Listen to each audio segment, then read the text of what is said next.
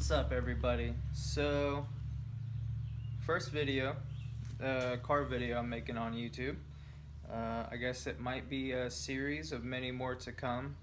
Never made a car video, or a how-to video for that matter, so we're gonna see how this works. Today, we are going to be working on my 2004 Nissan Maxima, the 6th gen Maxima. It's a 6-speed. This is the catch can right here. I got it from eBay. It was like 10 bucks maybe. So it's a little dirty. I tried doing it yesterday, and well, it got rained on, so it's a little dirty. But it's a very basic catch can. Let's see if I can open it up here. You can unscrew the bottom, comes with a bracket on the back, and the can comes with a gasket. And the kit that I got came with different size inlets and outlet ports. It is baffled, and then it also comes with an air filter. So you can unscrew this here, and you can put an air filter in there.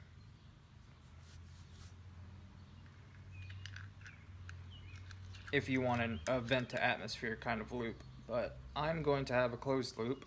So here's this, and it has a little dipstick here so you can see how much oil you've caught. And if you've never installed a catch can, the way this works is take your catch can, okay, and then connect it to your PCV valve, which mine is right here. It's brand new. I'm going to be installing this today as well. And this was only like 10 or 15 bucks, something like that. Super cheap. I got it from my local auto parts store, Advanced Auto. And then the other thing you're going to need is some vacuum hose. Either vacuum hose, fuel line, whatever you prefer. You can go to your local auto parts store like O'Reilly, Napa. Typically those two places are like, you can always count on them to sell it in bulk. I got a little over 7 feet, so it should be plenty for me. And what we're going to do is run the vacuum line from the PCV to the catch can, and then from the catch can back to the intake. So let's check it out. What we are going to do is disconnect the negative terminal on the battery. So we're just gonna unscrew this, take this off, move it out of the way. We're gonna be disconnecting other wires and stuff later, so we just don't want anything to short out. After we do that, the first big removal is going to be removing this plastic cover. Now, I have already done that, and it is a 5mm hex. You can use a hex key or an Allen wrench, but I just prefer to use this because I have them all over the place and it makes it very simple. So it's a 5mm, unscrew them, get off of my drill.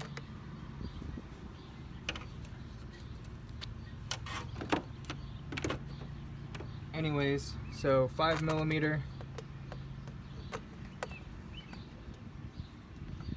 unscrew all of them. There's one here, here, and here. And then this whole thing should come right up. This negative battery terminal here is a 10mm, so I'm gonna go ahead and get this taken off.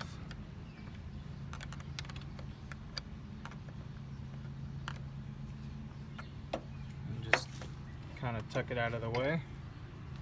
Alright, so first things first, I'm going to be removing the intake. I'm going to start right here with this vacuum line on the valve cover. I got some pliers.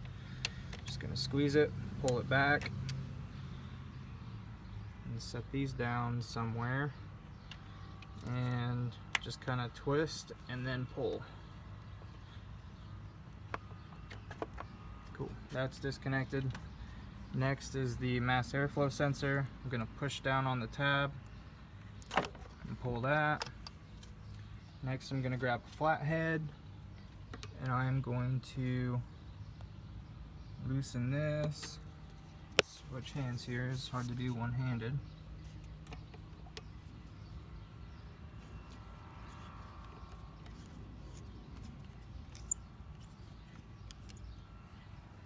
Okay. Really need a tripod or something. So afterwards, I can just pull this out, set that to the side, and we can move on. I'm going to just start disconnecting things. And if you've never done something like this before, I would highly suggest taking a lot of pictures, just so you know like what sensor goes where and like what vacuum line goes where, and just things like that. I've taken this intake off quite a bit, so I don't really feel the need to do that. So I'm going to go ahead and start with this sensor here.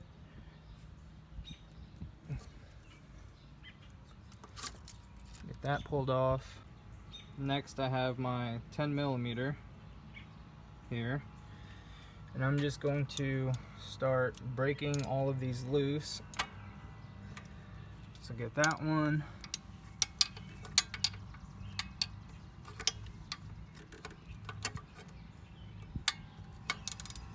I'm going to go ahead and get this one.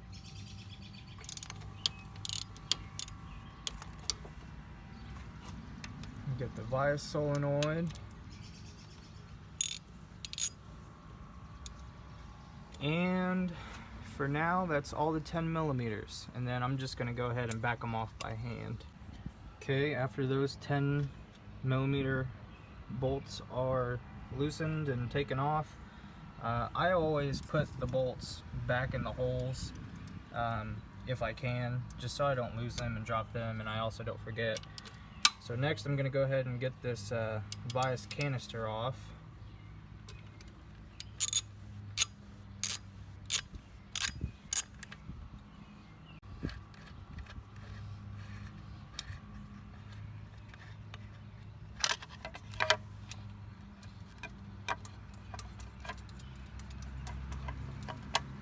Okay, and then I'm going to go ahead and pull the vacuum lines.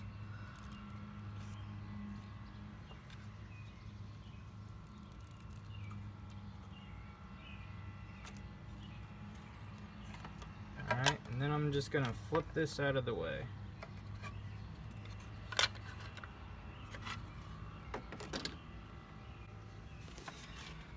And then move these out of the way if I can. Okay, and now I can see that there's a vacuum that goes right there. So I'm just going to grab my pliers.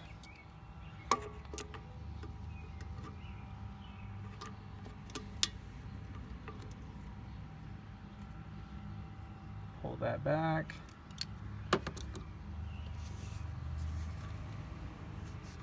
Twist it and then pull it. So after you get this coolant line pulled from this side of the throttle body, right down here, this one, come on the back side, and then there's another one right there, and you can see where it comes from. Right down, if it'll focus. Anyways, it's this one right here. So you pull this hose right from here where I'm touching, and then I got a bolt in there with some Teflon tape just so it doesn't leak anymore. So after those are off, I have the upper intake bolts loosened. I'm gonna grab these pliers again. I'm gonna go ahead and loosen this vacuum line. Goes to, I believe, the brake booster, and then the PCV hose right back here. And get this loosened. pulled back. Let's see if I can, yep, there it goes. There's that. I'll go ahead and pull this off.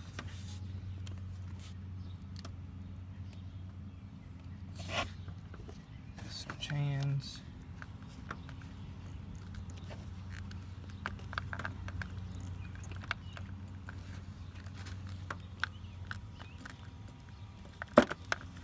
Okay, so now we got that off.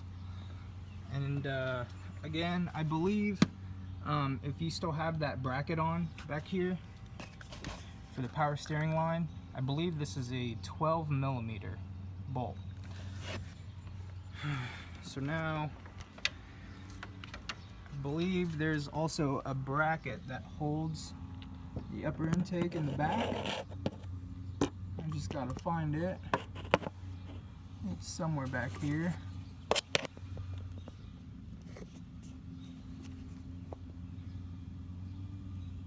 Yep, those right there in the middle of the screen. I believe those are 12 as well.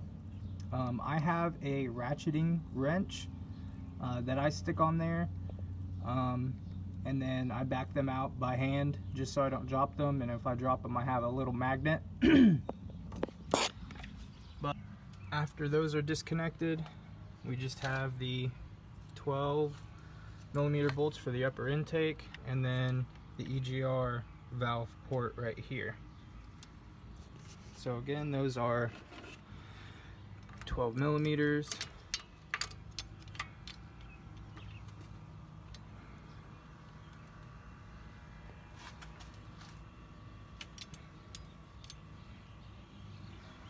This is hard to do one-handed.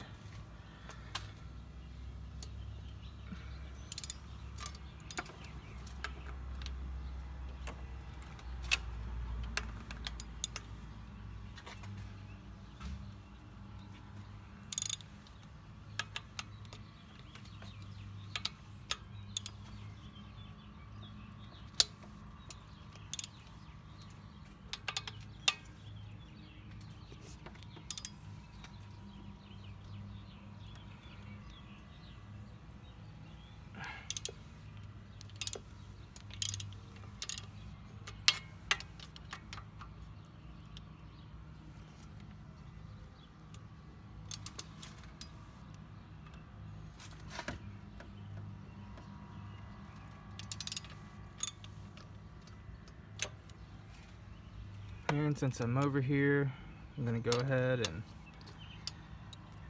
get the EGR bolts undone. I'm actually going to go ahead and just disconnect this.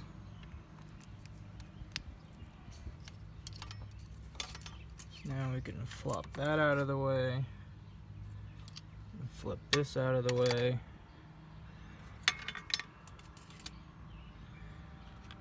Go ahead and get these off.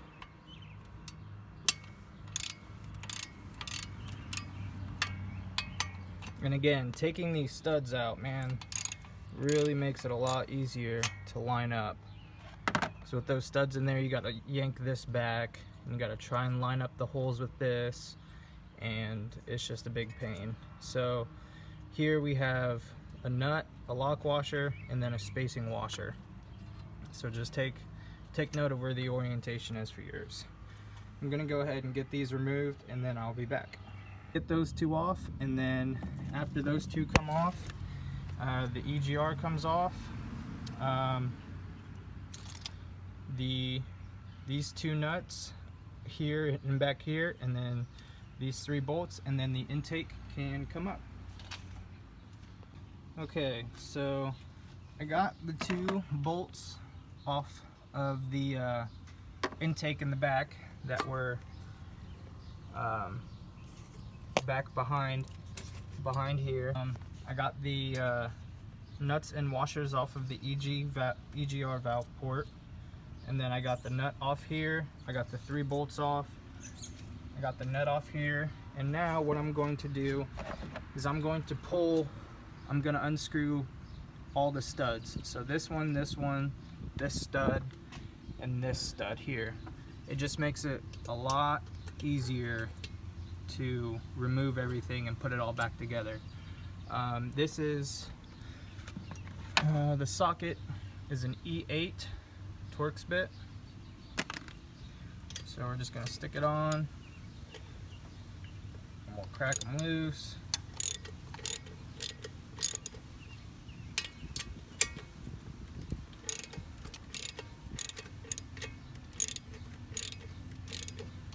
And once they're loose, I can back them out by hand.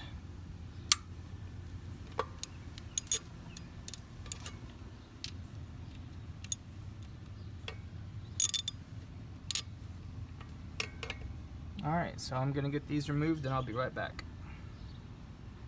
Alright, so I have all the studs pulled. I just put the nuts back on them that go on them just so I don't lose anything. I'll actually go ahead and move these out of the way here. Stick them over here. Okay, so I have some rags ready because I want to put it over the ports. Okay, there we go.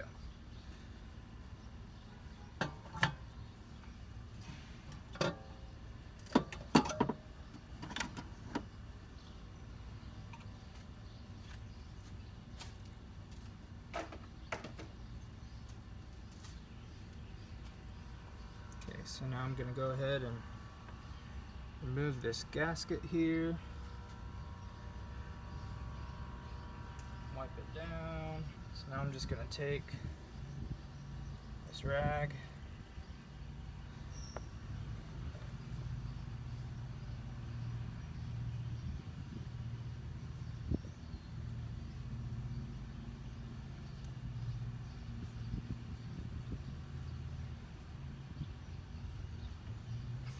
just like that.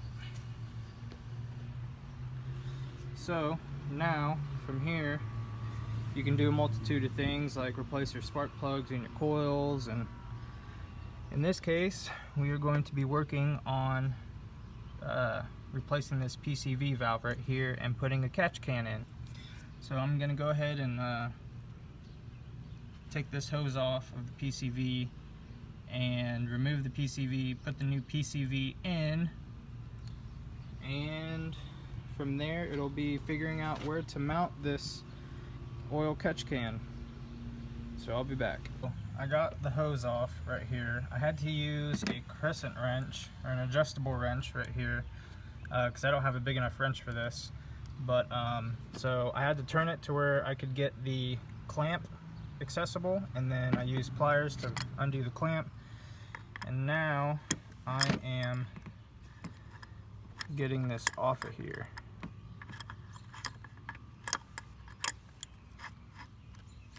Again, this is hard to do one-handed.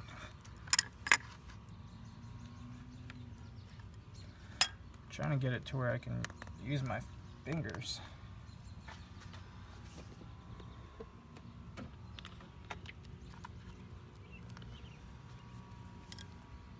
Looks like that's not going to happen.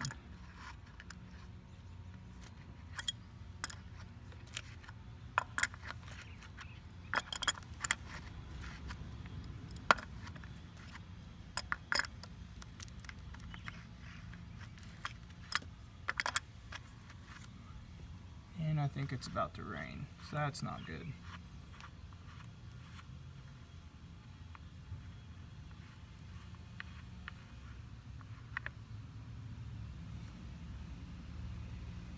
So that's pretty gross. We'll just throw that up there. Grab the new one.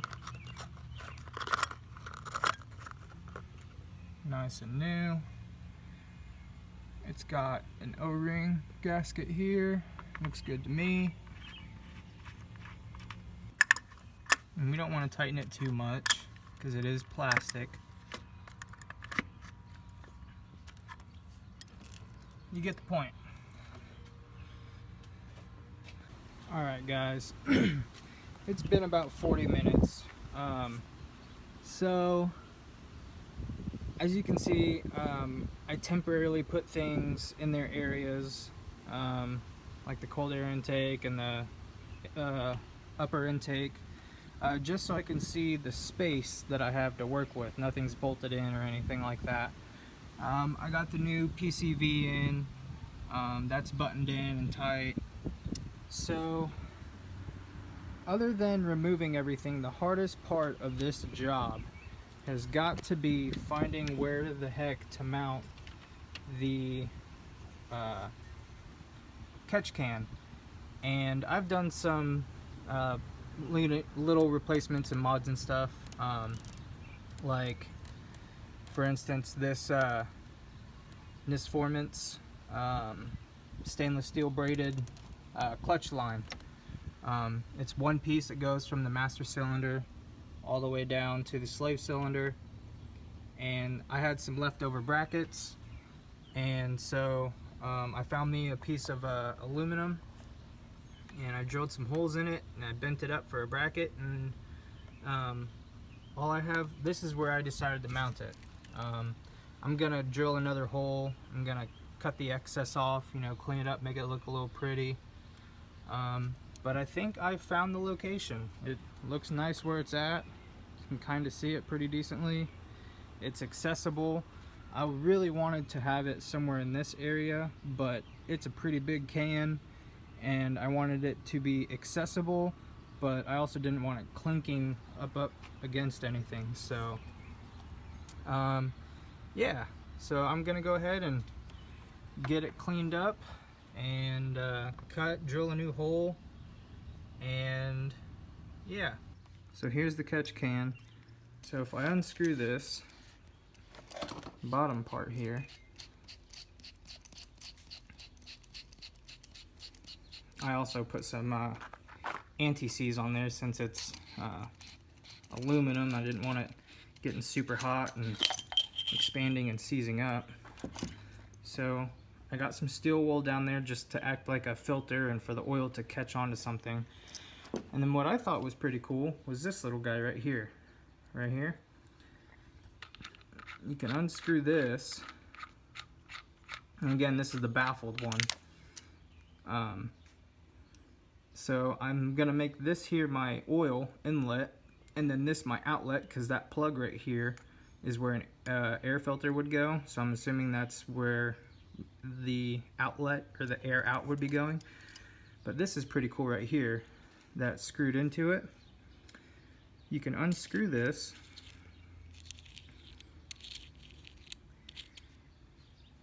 and you can put like a filter in there. So I decided to put some steel wool in there just to help filter out any other contaminants. I want clean air, I don't want any oil whatsoever. So hopefully that helps, but yeah, I thought that was pretty cool. So real quick, I found this huge sponge, like huge sponge. And so I was just like, hey, I can cut a filter out of that. And it works pretty well. I mean, it works pretty well. So anyways, it's raining. So I'm waiting. In the meantime, I'm just gonna keep cutting. Alright, so there's the bracket for the most part. Alright, I'm back. So here's what's going on. The PCV, the new one that I put in, I've got the line running up, coming over into the inlet of the catch can, and the outlet is going to be running back the same way, and then it's going to hook right here and then go back into the intake on the back side. Alright guys, so catch can's installed. I got the intake on right now. I got the studs back in here, and two on the EGR. I got everything kind of finger tight for the most part. On these, you kind of want to leave them a little loose, but get the studs in all the way. And you want to get your bolts that are in the back and behind, get those in first so you can kind of wiggle it around and get those tight and snug. They're just mainly to hold the intake up and then when you go to bolt this back together, start from the center and then work left to right or right to left, but start in the center and then get your next ones and then get your next ones and then button up the EGR. So there's the vacuum line there. There's the one for the brake booster, and then from there you just put everything back together.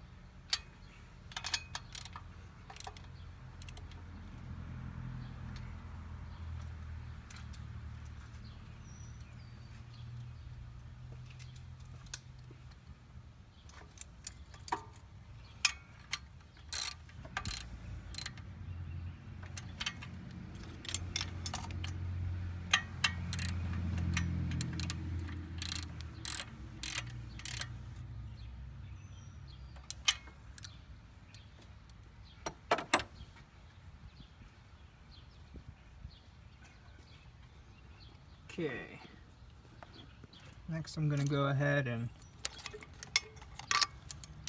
get this coolant line on, or both of them.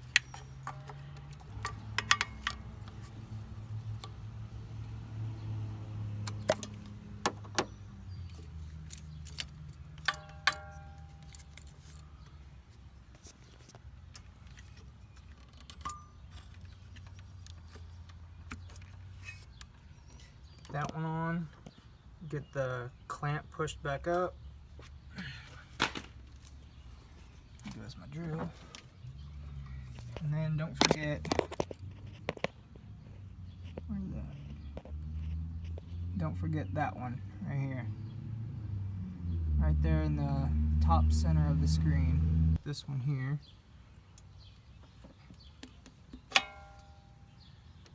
It comes from that guy.